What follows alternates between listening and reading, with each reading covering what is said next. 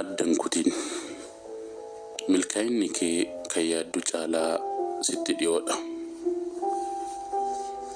Jechi kun yaada jajjabeessaa fi abdii namaaf kennu cimaa qaba. Yeroo baay'ee jireenya keessatti rakkinoonni danuun gufuu fi dadhabbiin danuun nu quunnamuu danda'u. Yeroo sana abdii kutachuu fi hin danda'u jechuu keenyaaf sababiin salphaa ta'a. Garuu jechi kun nu dagachiisa. Akka carraaqqii keenya hin baanee, akka tarkaanfii haaraa fudhannee boru bu'aa guddaa fiduu dandeenyu nu dagachiisa. Inni isin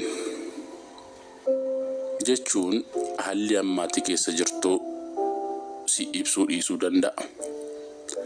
Dadhabbii, kufaatii fi dogoggora kee qofaa of hin madaaliin. Isaan kunneen hundi daandii milkaa'inaati. Tarkaanfiiwwan barnootaadha. Namni milkaa'e hundi kufee ka'ee rakkoo keessa darbee lafa milkaa'ina isaa ga'a. Garuu addaan kunne.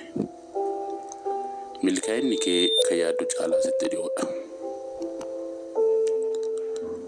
Jechuunis ati yeroo ammaa kan itti hojjetaa jirtu, kan obsaa jirtuu fi kan itti amanaa jirtu hundi walitti qabamee yeroo dhiyoo keessatti bu'aa siif argamsiisa jechuudha.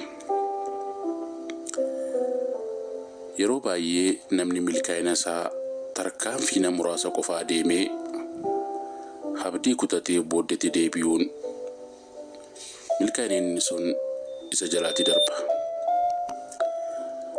Kanaaf jechi kun nu jajjabeessa.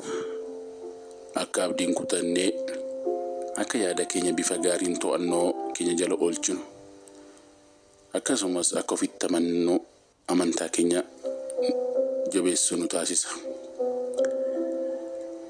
Wanta ati abdattu, kan itti dadhabdee fi kan itti obsaa jirtu yeroo dheeraa otoo hin turiin si quunnamuu danda'a. Hojiin kun haaraa waan ta'eedhaaf hundumti keessan subscribe, like, share, comment gochuudhaani akkana jajjabeessitan ergaa qoosaniif dabarsuu fedha.